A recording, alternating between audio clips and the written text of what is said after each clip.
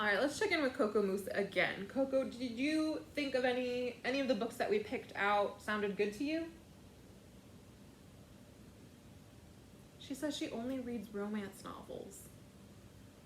Coco Moose, that doesn't help us.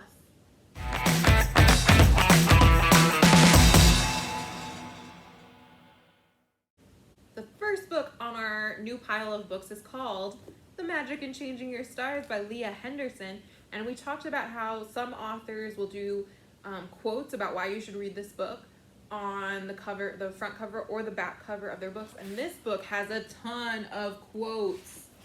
And they are from Rebecca Steed, author of When You Reach Me, the list of things that will not change. We have a quote from E.B. Zuboy, who wrote My Life as an Ice Cream Sandwich. We have review quotes from Kirkus Review, School Library Journal, Book List, and Publishers Weekly, which are all journals that we subscribe to choose the books that we pick to buy. And this was one of them. The Magic in Changing Your Stars is all about Ailey, who wants to be a dancer, and he auditions for The Wiz, but it's a terrible audition. Bad things go wrong, and he feels really deflated and defeated.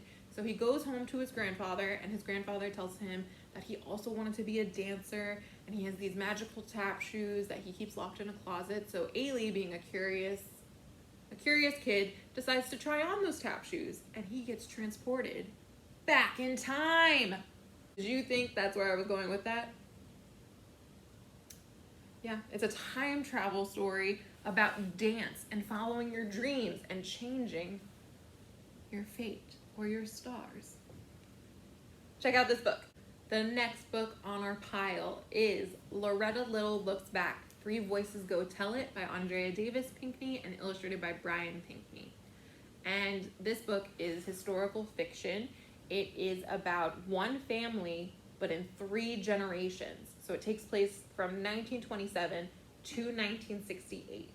And it's about Loretta and Rolly and Aggie B. And it's about their childhoods and growing up in like a changing landscape of American history, specifically about the civil rights movement. And this book is awesome. It's like kind of like different mediums, I would say. It has like the story, of course. It has poetry, it has songs, it has recipes. Let's see what it says. Mix of fictional first-person narrative, spoken word poems, folk myths, and gospel and rhythm blues. There's illustrations. And in the back of the book, there's some nonfiction resources. So there's some stuff about sharecropping, which Loretta's portion of the story is about living and working as a sharecropper. And then there's some biographies about the historical people who are in the book, like Martin Luther King Jr., Lyndon B. Johnson, Fannie Lou Hamer, Emmett Till, James Foreman, and Charles McLaurin. And then there's an artist note.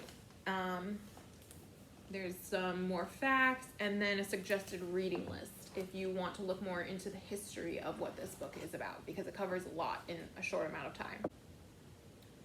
If you like historical fiction, if you like books about generations, like Echo by Pam Yunez Ryan, then you'll definitely want to check this book out. The next middle grade pick on our pile is actually a new series called Planet Omar.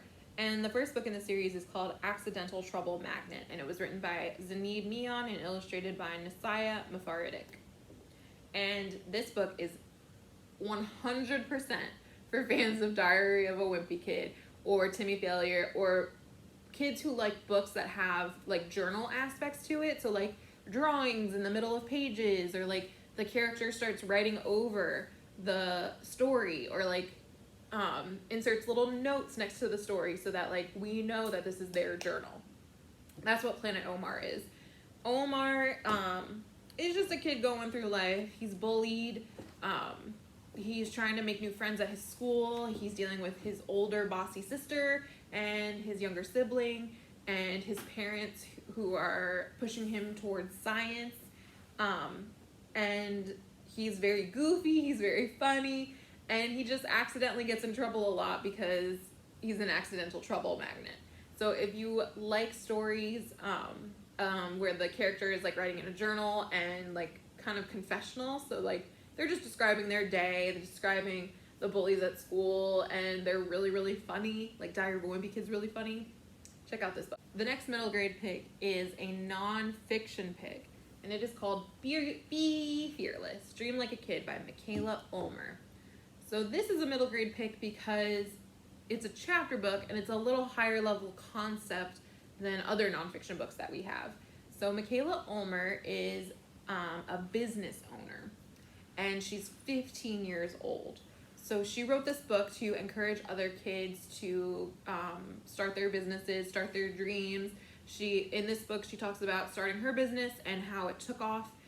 She went on Shark Tank and pitched it, and she made a deal, and she met President Obama. Like, it's all about her journey, but along the way, she talks about like what it took to become a business owner and what it took to take these meetings and like the vocabulary you have to learn and all of that. So it's a mix of nonfiction about the business world and nonfiction about Michaela Ulmer's life.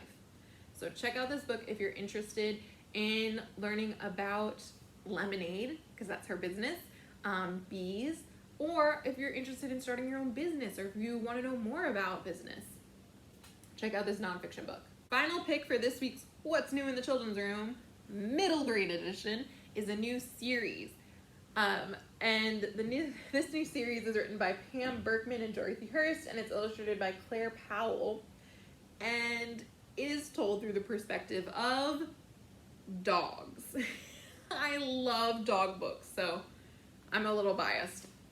And it's called On the Heels of History, and so they're historical fiction books, but they're told through the perspective of the dogs that are going through these historical moments. So this one is called Meech's Night on Ellis Island. So it's about a dog and his owner who are going to Ellis Island to come to America in 1921. So that's the first one. Then there's Filigree's Midnight Ride, which is about Paul Revere, who I'm sure most of you, if not all of you, know. And it's about the dog Filigree who went on the midnight ride with Paul Revere. And the third one that we have is Bobo's Cave of Gold, which is about the gold rush in California in the late 1800s. So if you like historical fiction, or if you like books that are written in the perspective of dogs, and it's about like dog and owner friendships, check out this series. Coco Moose, are you going to check any of these books out today? She says she's long overdues on her card. Coco Moose, you live here. It's fine if you have long overdues. Like, we'll work around it, but also you live in the library. She says she doesn't know how to work the computer. All right, Coco Moose. I'll show you after this video is done how to work a computer. All right. Thank you for indulging me on this middle grade journey. I hope you check out any of these books. I love middle grade. I feel like Oprah when she's like, I love bread. That's what this is. I love middle grade. And I encourage you, no matter what age you are, to check out one of these books if they interested you, because middle grade is for everyone. I should be like a middle grade spokesperson. Middle grade is for everyone. Check out any of these books on the catalog. It'll be linked somewhere where you're watching this. And thank you for indulging me on this middle grade journey. Next week we'll definitely go back to the normal what's new. Maybe. Who knows? I'm in charge and I can do whatever I desire as long as it falls in the parameters of what the program entails. So, not really whatever I desire, but you know. If we want to do a whole picture book round, we could. If we wanted to do a whole Halloween round, we could. The possibilities are endless. And I hope that you join us on whatever journey that we take in What's New in the Children's Room.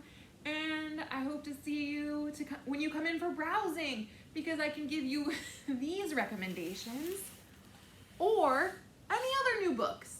So make your appointment online, or you can give us a call and we'll make your appointment for you and come in and browse. Can't wait to see you.